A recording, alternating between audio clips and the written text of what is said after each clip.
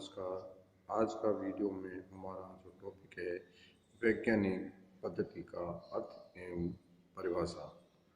तो सबसे पहले कहते हैं कि वैज्ञानिक एक ऐसी प्रक्रिया है जिसमें वैज्ञानिक पद्धति के द्वारा अध्ययन किया जाता है। तो वैज्ञानिक पद्धति के अनेक वैज्ञानिकों ने जैसे वोल्फ, लुडबर्ग आदि ने परिभाषाएं दी हैं।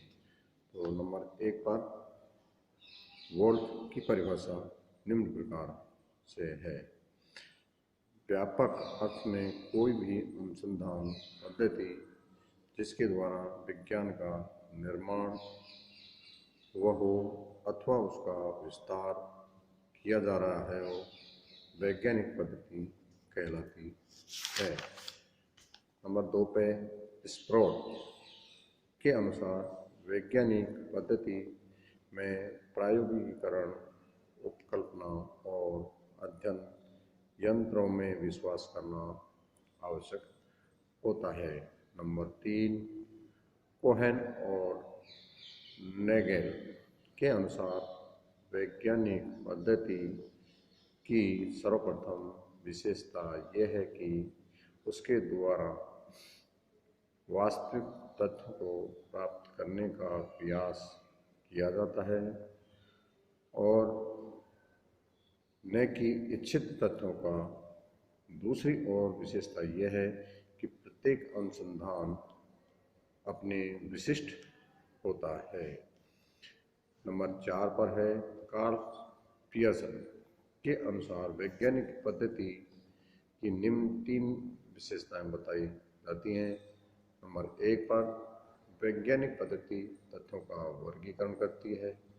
नंबर 2 पर वैज्ञानिक नियमों को खोज करती है। नंबर 3 पर स्वयं किसी विषय की आलोचनात्मक मूल्यांकन करती है। ये तो रहा इनकी परिभाषा। आगे है वैज्ञानिक पद्धति की विशेषताएं। विशेषताएं निम्न प्रकार हैं। विभिन्न विद्वानों ने वैज्ञानिक पद्धति की विशेषताओं का वर्णन किया है। लुडबर्ग, गुड्डे, फोर्ड, नेगल, कार्ल पियर्स आदि ने इनकी विशेषताएं बताई हैं वो इस प्रकार से हैं। नंबर 1 पर वस्तुनिष्ठता।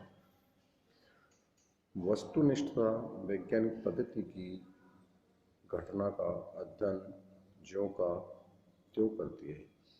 इस पद्धति के द्वारा तथ्यों का पारस्परिक संबंध का निष्पक्ष अध्ययन किया जाता है। वैज्ञानिक अपने व्यक्तिगत विचारों, भावनाओं और अभिमतों आदि का प्रभाव अध्ययन प्रक्रिया में नहीं आने देता है। ये वैज्ञानिक पद्धति क्या है, क्यों है, कैसे है और क्या होगा का अध्ययन करती है। यह करना क्या होना चाहिए आदि अध्ययन नहीं करती है। ये मूल्य रहित अध्ययन होते हैं। नंबर 2 पर कार्य कारण संबंध। वैज्ञानिक पद्धति में कारकों को कारण प्रभाव क्रम में खोज निकालने का प्रयास किया जाता है। किन परिस्थितियों में कौन कौन से कारक प्रभावित करते हैं तथा किन किन से प्रभावित होते हैं आदि घटना में निम्न कारक किन किन को प्रभावित करते हैं तथा किन किन को प्रभावित नहीं करते हैं। नंबर 3 पर तार्किकता। घटना के घटने में अनेक कारक होते हैं। उनमें परस्पर तर्कपूर्ण संबंध होते हैं। उनका पता लगाना वैज्ञानिक पद्धति अध्ययन का प्रमुख उद्देश्य होता है। अनेक प्रयोग परीक्षणों के आधार पर तथ्यों के परस्पर पूर्ण संबंध की खोज करना वैज्ञानिकों का कर्तव्य होता है। उसे तर्कपूर्ण आधार व्याख्या करनी होती है। नंबर 4 है निश्चितता। वैज्ञानिक पद्धति एक प्रकार से निश्चितता, स्पष्टता तथा विशिष्टता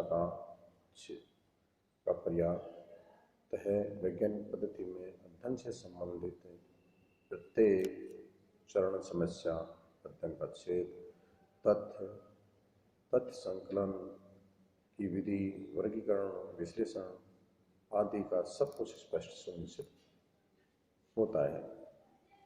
नंबर 5 पर सत्याशीलता।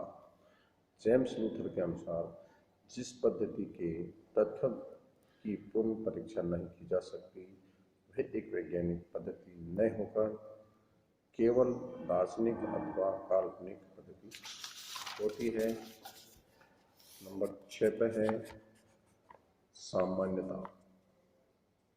वैज्ञानिकों ने पद्धति में जब घटना अथवा समस्या का अध्ययन किया जाता है तो वो किसी भी वर्ग, श्रेणी, समूह के संबंधित अध्ययन होता है।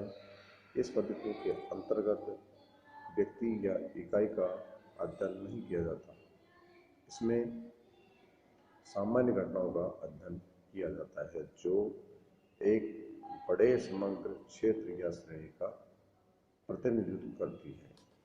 नंबर 7 भविष्यवाणी। वैज्ञानिक पद्धति में भविष्यवाणी करने या पूर्वानुमान की क्षमता होती है। यह विशेषता वैज्ञानिक पद्धति को अन्य विशेषताओं से संबंधित इस पद्धति के द्वारा घटना का जो अध्ययन किया जाता है उसमें कार्य कारिणी निम्न प्रकार से होती है: क्या है, क्यों है, कैसे है, के आधार पर क्या होना चाहिए, पूर्वानुमान या भविष्यवाणी करना संभव हो जाता है। नंबर 8 पर है सैद्धांतिकरण। सैद्धांतिकरण को वैज्ञानिक पद्धति की सबसे महत्वपूर्ण और विशिष्ट विशेषताओं इसके द्वारा सिद्धांतों का निर्माण करना है। व्यक्ति पद्धति की व्याख्या सिद्धांतों के निर्माण करने की विशेषता इसके द्वारा किए गए अध्ययन में चरणों में अंतिम चरण होता है। इस पद्धति द्वारा कल्पना निर्माण किया जाता है।